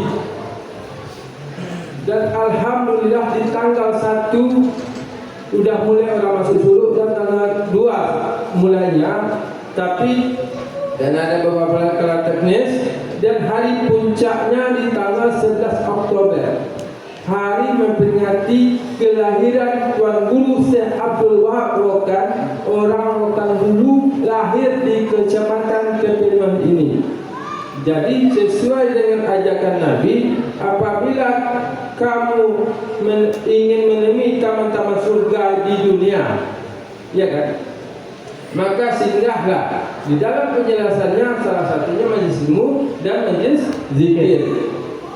Jadi hamba mengajak kepada keseluruhan untuk Rokan Hulu seluruhnya, mari kita bersama ke Rantau Bidang Sakti dalam rangka kelahiran Tuan Guru Syekh Abdul Wahab Rokan Al-Khalidi Naqsabandi. Terima kasih. Allahu a'lam bishawab. Allah yang tahu bagaimana bagusnya. Assalamualaikum warahmatullahi wabarakatuh. Waalaikumsalam warahmatullahi wabarakatuh. Terima kasih, jazakumullahu khairan. Semoga Allah lestarikan hal-hal baik di negeri kita ini. Bahkan pemerintah kita yang baru ini, Wakil Bupati mengatakan insya Allah kita akan melestarikan kembali, menguatkan kembali surau-surau suluk awak di kampung kita, kata dia. Semoga Allah bantu dia untuk selalu istiqomah dalam menjalankan ini semua. Karena kita sangat butuh pemimpin yang baik Bapak Ibu, makanya banyak berdoa. Banyak berdoa. Imam Ahmad bin Hanbal di dalam penjara ditanya, wahai Imam, kalau kamu punya satu doa mustajab, apa yang mau saya berikan? Kata raja, kata Imam Ahmad, nggak terbayang kita Bapak Ibu. Pasti terpikir dia dikeluarkan dari penjara, dicambuk setiap hari, makan susah, pergi Jumat tak bisa. Ketika itu Imam Ahmad menjawab, kalau ada satu doa mustajab untuk saya, kamu tak akan sanggup memberikan. Kata dia, berikan, semoga Allah berikan negeri ini pemimpin yang adil. Pemimpin itu kan zalim ketika itu. Karena pemimpin yang adil itu akan adil seluruhnya, akan baik seluruh dunia ini. Kacau dunia ini karena pemimpin-pemimpinnya rusak. Yordania mendukung Israel, itu pemimpinnya, masyarakatnya tidak. Pengungsian Palestina di Yordania itu luar biasa.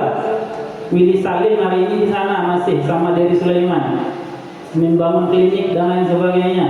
Kemudian di Mesir, pemerintahnya melarang dibuka gerbang menuju Palestina. Tak boleh masuk apapun, seluruh macam obat tak boleh. Yang boleh masuk hanya 2 saja. Makanan pun, minuman pun tak boleh. 2 saja Bapak Ibu. Tahu Bapak Ibu, yang boleh masuk hanya 2, kain kafan untuk laki-laki, kain kafan untuk perempuan. Itu saja. Nauzubillah. Padahal pemimpin Islam, ulama semuanya di Azhar itu, tapi pemimpinnya tak baik. Makanya kita minta kepada Allah agar pemimpin-pemimpin dunia ini baik, terutama kampung kita. Karena satu tanda tangan pemimpin Bapak Ibu di suatu kampung, di kampung awak umpamanya, awak bangun iko, langsung dibangun detik itu juga. Sementara fatwa ulama berkumpul seluruh ulama MDI Rokan Hulu berfatwa, setiap dari ulama itu pemimpin kita, Depak kita, Kemenak kita, MUI kita seluruhnya berfatwa. Bahkan MUI nasional berfatwa kalau melenceng dari tanda tangan pemerintah tak akan terjadi. Itu pentingnya bersatu umarok dan ulama. Ada tadi yang mau bertanya? Oh, silakan Ustaz. Pak Lurah. Model ini yang kita suka, pemimpin-pemimpin aparat pemerintahan yang taat ke masjid. Nanti Masya Allah keputusannya baik-baik semua ya Pak. Assalamualaikum warahmatullahi wabarakatuh. Sebenarnya mungkin kami ingin penjelasan dari Ustaz tentang kalau di daerah kita ini, khususnya di kelurahan ini lah, kalau ada yang meninggal nanti ada yang sebelum disolatkan, ada yang menyampaikan baik itu dari keluarga ataupun dari perwakilan keluarga. Jika ada hutang dari orang tua kami ataupun si mayat, jika ada yang tolong sampaikan. Maksudnya jika telah berpindah hutang kepada kami gitu. Jadi mayat ini tidak membawa hutang lagi. Jadi apakah ini otomatis sudah berpindah hutangnya, atau kalau seandainya itu keluarganya yang menjamin, berarti itu sah. Ya, tapi kalau seandainya itu perwakilan protokol yang menyampaikan itu, apakah itu bebas ke protokolnya, ataukah memang ada penyampaian dari keluarga untuk menyampaikan itu, apakah itu sudah sah, atau bagaimana Ustaz tentang perwakilan hutang tadi. Yang kedua Ustaz, kami ingin juga penjelasan Ustaz tentang fadilah wudhu, karena wudhu sebelum tidur itu sangat dianjurkan. Misalnya kalau ada baca hadisnya, kalau nggak salah kalau saya sampaikan, berwudhu sebelum tidur itu juga sangat dianjurkan karena dapat rahmat ataupun ampunan dari Allah sebelum tidur.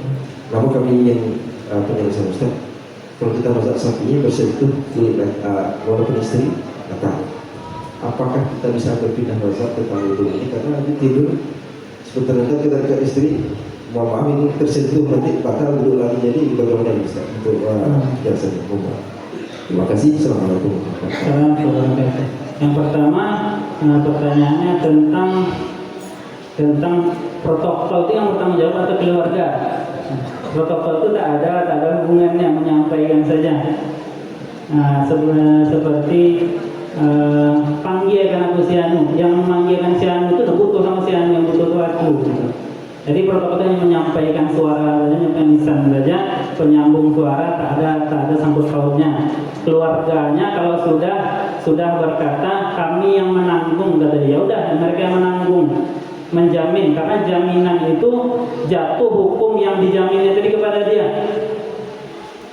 Jadi bagusnya seperti itu. Selalu kita umumkan kalau ada keluarga yang berhutang, dia itu pergi merantau, siapa tahu sudah meninggal, maka mintalah ke kami karena kalian mungkin butuh duit, minta ke kami dari pihak keluarga atau meninggal dunia, umumkan. Itu sangat bagus, itu budaya yang bagus. Tentang budaya-budaya tadi, budaya itu ada kaedahnya. Al-adah muhakkamah, usul fikih juga. Adah itu, saya suka pelajaran usul fikih walaupun jurusan saya hadis. Saya dulu ngajar usul fikih waktu di pondok di Darun Nahdhah. Al-adah muhakkamah.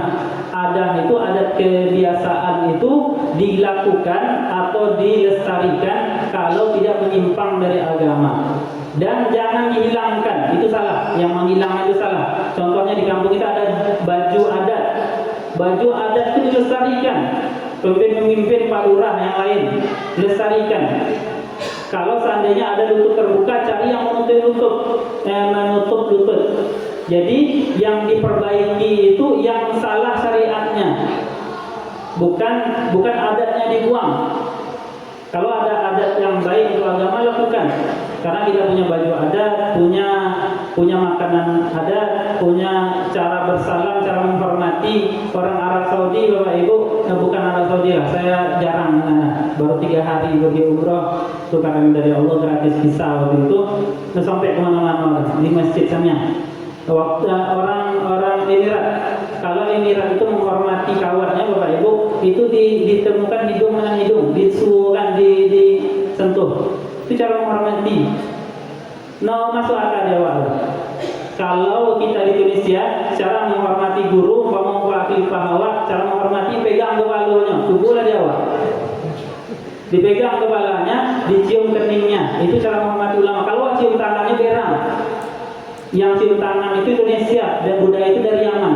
Karena Islam ini banyaknya ulama Yaman dulu ketika awal-awal Islam. Bahkan proklamasi kita itu di rumah ulama yang dia itu orang Yaman. Diberinya malam itu madu Yaman supaya Soekarno sehat, paginya sehat, dia diproklamasilah kemerdekaan kita. Jadi bagus yang seperti itu, Pak. Tidak ada melenceng. Dan wudhu sebelum tidur itu hadis Nabi Sallallahu Alaihi Wasallam, sunnah dari Nabi Sallallahu Alaihi Wasallam. Coba nanti berwudhu sebelum tidur, pasti bangun itu segar badan kita. Minimal ngedape doa-doa yang lain, baca ayat kursi. Ayat kursi itu setan pun mengaku tidak bisa kami sentuh, kata dia. Dikirim Allah malaikat khusus penjaga orang yang tidur tadi. Kalau lain gangguan-gangguan dari jin dan manusia, maka ditopainya. Model langau, dipukul sama dia, dijaga sampai kita terbangun. Banyak faedah dalam Islam ini kalau kita tahu ilmunya, luar biasa sekali. Salat subuh berjamaah contohnya, man shalla subhi ma'al jamaah fa huwa fi zimmatillah. Barang siapa salat subuh secara berjamaah, maka dia ada dalam naungan Allah. Tak ada yang bisa mengganggunya kalau dia salat subuh secara berjamaah. Luar biasa sekali. Kemudian apa lagi tadi? Contohnya adat ini Bapak Ibu sebagai pengetahuan kita semua. Adat bersanding syarat, pernah dengar kan? Itu di Minang mengaku punya Minang, di Bangkinang mengaku punya Bangkinang, Awak mengaku punya Awak, sama satu yang punya Awak satu. Karena negara kita negara Islam. Contohnya ada budaya kita tidak boleh menikah dengan sepupu, padahal dalam Islam boleh, iya kan? Yang datuk-datuk adat, mohon maaf, ini agama kita boleh menikah dengan anak paman, boleh.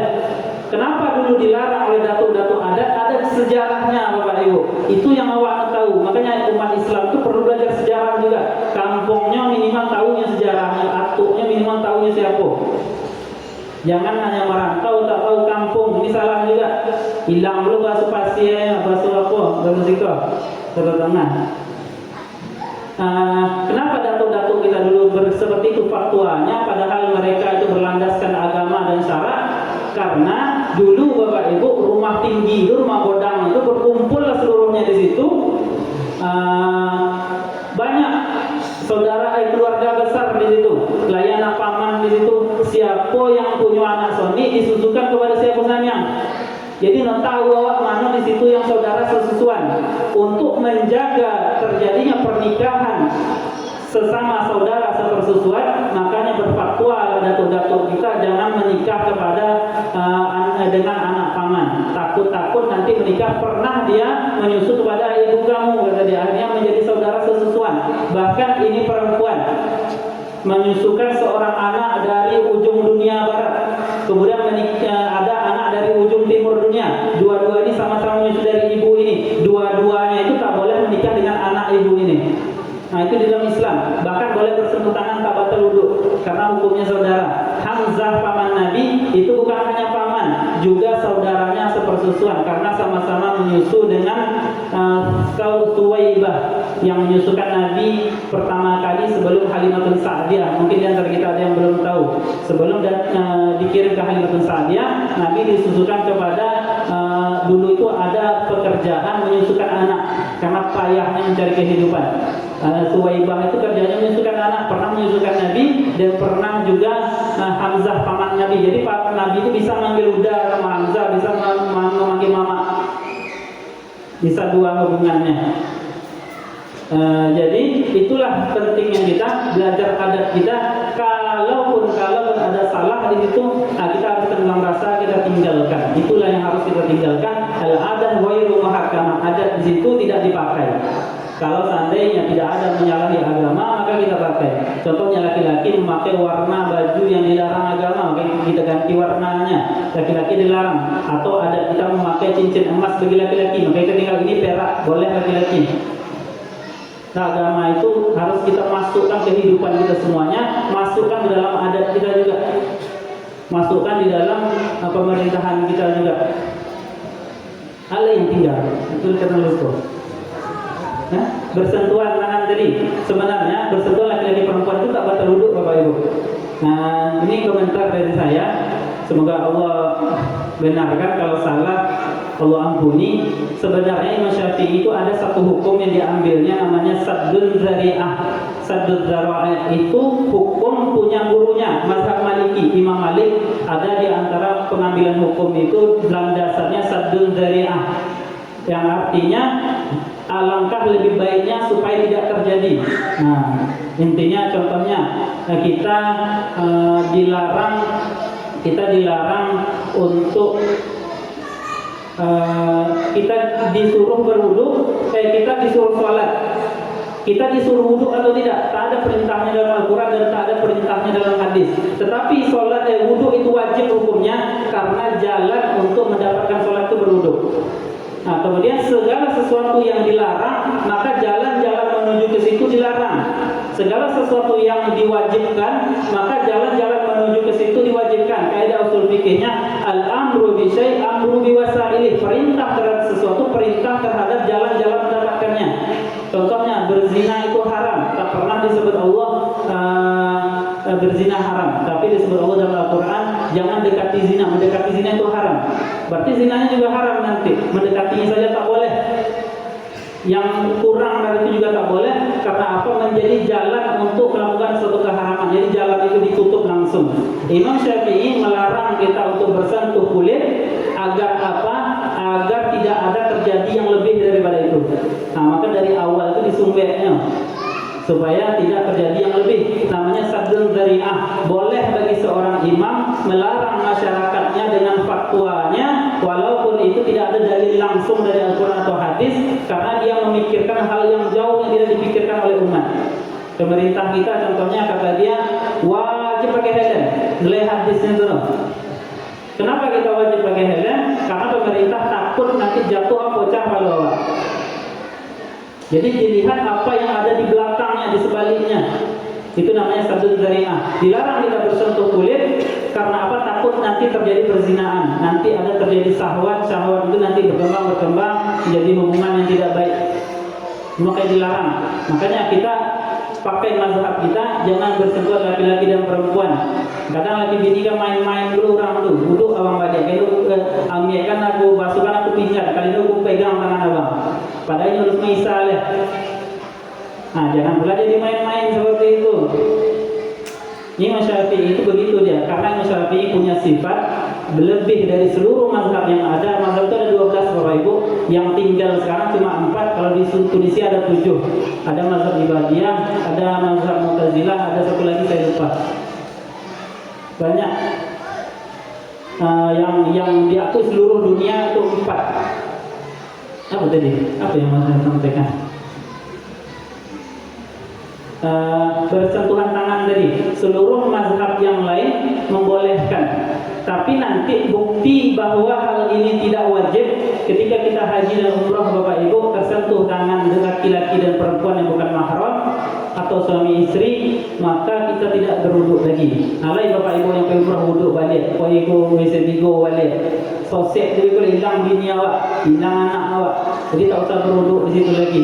Karena apa? Di situ sudah darurat. Maka kembali ke asalnya bahwa bersentuh kulit itu tidak wajib. Firman Allah Subhanahu wa taala tidak ada di sini. Biasanya di punggung-punggung Al-Quran la yamassuhu illal mutahharun. Tidaklah boleh menyentuhnya kecuali orang-orang yang bersuci. Ini yang menyentuhnya ini bukan kaum muslimin, tapi orang-orang kafir. Haram bagi mereka menyentuh Al-Quran. Kalau seorang muslim boleh. Contohnya perempuan haid ketika ingin belajar Al-Quran tak apa-apa. Itu darurat namanya. Makanya mazhab tidak terlalu memberatkan kalau hal itu lebih penting untuk dia, darurat hukumnya. Kemudian bersentuh sesama kulit, jadi tidak membatalkan aula mastumun nisa kata Allah, atau menyentuh perempuan, menyentuh di sini kata kiasan. La mastum artinya menyentuh hubungan badan. Hubungan badan artinya. Ini bahasa Arab secara keseluruhan berarti la masa alif setelah huruf la tadi artinya ada saling sentuh, bukan menyentuh. Lu sengaja, awak kan sengaja batal. Itu menurut Imam Syafi'i hanya untuk menyumbang yang lebih haram daripada itu. Sementara ayat ada namanya wazan tafa'ala, musyarakah, yang kiri dan kanan sama-sama punya niat. Berarti berhubungan itulah yang membatalkan wudu, bahkan wajib mandi wajib.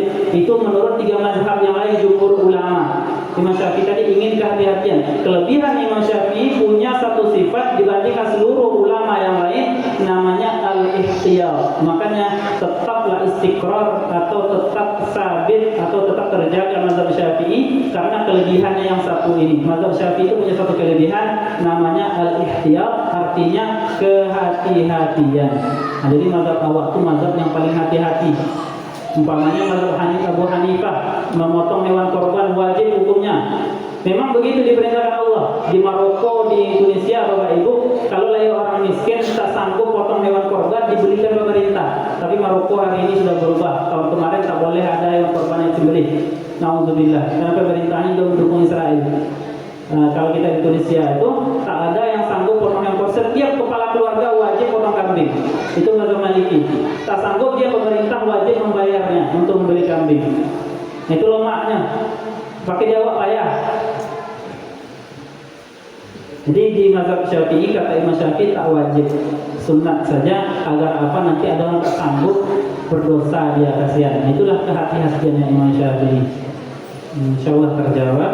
Jadi pertanyaan Pak Lurah tadi kalau suami istri itu bersentuh wudu, sudah berwudu tapi tersentuh mengartikan Iya. nak wudu tapi sama-sama nak menyentuh batal saja. Itu kalau mazhab yang 3 selain mazhab Syafi'i. Kalau mazhab Syafi'i menyentuh tak boleh, tanyalah sama kiai-kiai awak. Bersentuhan kulit itu batal kecuali gigi. Nah, gigi itu kan kulit tuh. Atau kuku. Nah, itu bukan kulit. Atau rambut seracik. Nah, itu yang batal.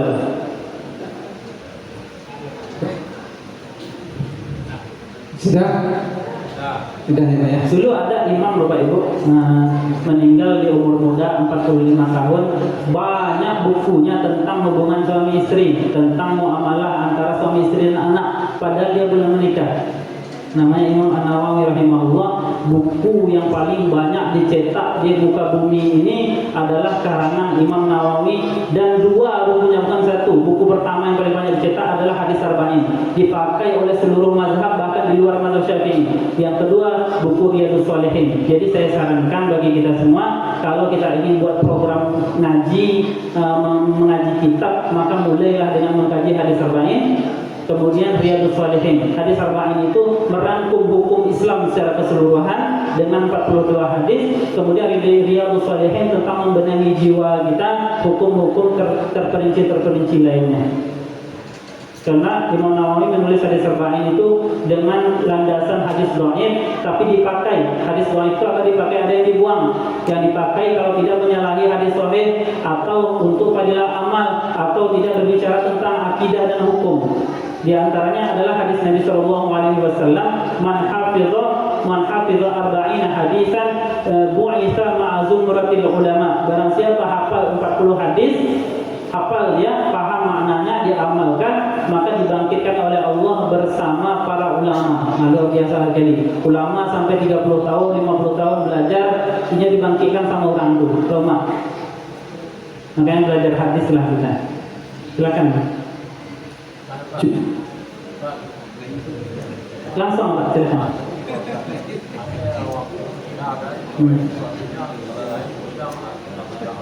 Iya, utang. Tidak dibayar. Kalau tidak dibayar, tidak mungkin Pak. Soalnya datang ke kami, kata ahli bait datang ke kami, kan datang, itu kan berarti bayar. Kalau tidak bayar, ngapa suruh datang?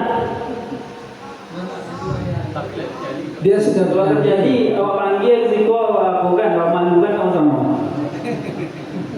Atau panggil Pak RT. Hah? Iya.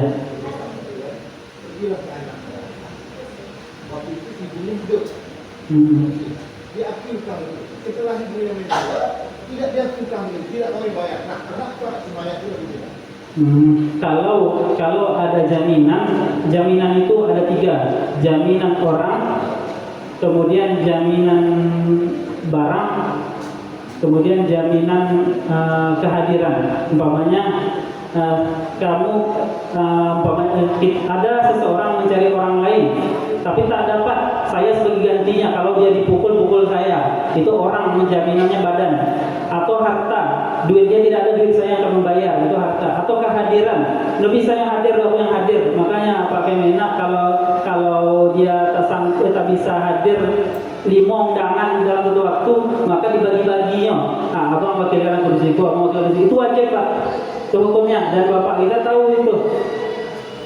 Itu jaminan ada 3. Kalau orang hidup ada jaminannya, orang yang hidup juga ibunya punya utang, anaknya menanggung. Kalau bisa busu maknya, maka anak ini tak wajib membayar. Tapi kalau setelah meninggal dunia, anak ini menjamin, maka wajib kita paksa anak ini untuk membayar. Tapi kalau masih hidup tidak, datang kita ke rumahnya balik. Tapi kalau sudah meninggal, wajib kita minta ke anaknya. Kalau tidak mau, dia wajib ditahzir. Tahzir itu dihukum. Hukum itu sesuai kampung, sesuai kesepakatan orang kampung, atau sesuai kesepakatan aparat. Ada 2. Jadi ini solusinya Pak. Kalau nona ibu utang, 2 ini solusinya. Indo bisa aparat membantu awak tuh, mau awak tangkap sama-sama. Boleh itu, main massa itu boleh. Kalau seandainya aparat tidak membantu, kadang kan aparat kan sekolah awak tuh. Nah, saya mohon maaf, lopeh-lopeh kata-kata kadang-kadang, tapi itulah agama Bapak Ibu. Nah, kalau mayat tak ada lagi karena dijamin sama anak. Itu yang saya sebutkan tadi, jaminan itu jatuh kepada anak kalau dia sudah meninggal dunia. Tapi kalau masih hidup tidak, anakku menolak kan, berarti pulang utang itu ke dia lagi kalau masih hidup. Tapi sudah meninggal, tidak bisa. Ada lagi? Jadi sama-sama tahu Bapak tuh kejadian. apa kode enggak? Dari ibu-ibu tak ada semangatnya. Bang Kadri harus diapa sedikit. Cukup ya, baik Ustaz. Cukup. Kita akhiri dengan doa sebelum kita tutup.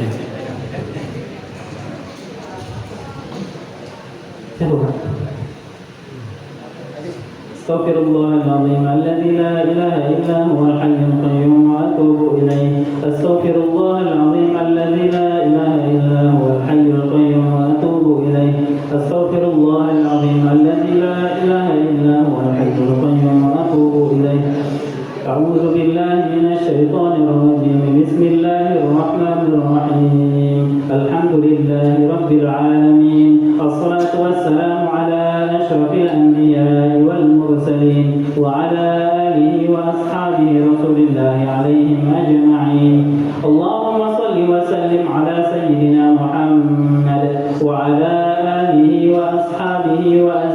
وأصحابه ومن تبعهم بإحسان إلى يوم الدين. اللهم اغفر لنا ولوالدينا وارحمهم كما ربونا صغارا، ولجميع المسلمين والمسلمات والمؤمنين والمؤمنات الأحياء منهم والأموات، إنك سميع قريب مجيب الدعوات. آمين آمين ويا قاضي الحاجات. اللهم ارزقنا علما نافعا ورزقا طيبا وعملا متقبلا. اللهم فقهنا في الدين وعلمنا الحكمة والتأويل. اللهم يا مقلب القلوب ثبت قلوبنا على دينك، ويا مصرف القلوب صرف قلوبنا إلى طاعتك. اللهم انصر الإسلام والمسلمين ودمر أعداءك أعداء الدين، وانصر مجاهدين في فلسطين، وانصر إخواننا من قبيلة الصمود الذين يأتون إليهم في فلسطين. اللهم يا مقلب القلوب ثبت قلوبنا على دينك، ويا مصرف القلوب صرف قلوبنا إلى طاعتك. اللهم اجعل شبابنا شبابا صالحين والحافظين والضابطين، واجعل بناتنا بنات صالحات والحافظات والضابطات والحافظات لفروجهن والحافظ لحجاب شرعي يا رب العالمين. ربنا ظلمنا أنفسنا وإن لم تغفر لنا وترحمنا لنكونن من الخاسرين. ربنا آتنا في الدنيا حسنة وفي الآخرة حسنة وقنا عذاب القبور وقنا عذاب المحشر وقنا عذاب النار. وصلى الله على سيدنا محمد. سبحان ربك رب العزة عما يصفون والسلام على المرسلين والحمد لله رب العالمين. Sebelum kami tutup, mohon doa dari Bapak Ibu semua agar Allah mudahkan, insya Allah bulan ini saya lanjut lagi untuk menyelesaikan S3. Insya Allah tahun terakhir, insya Allah jika Allah mudahkan. Jazakumullahu khairan. Saya tutup dengan doa kafaratul majlis. Subhanakallahumma wa bihamdika asyhadu an la ilaha illa anta astaghfiruka wa atubu ilaik. Assalamualaikum warahmatullahi wabarakatuh. Waalaikumsalam warahmatullahi wabarakatuh.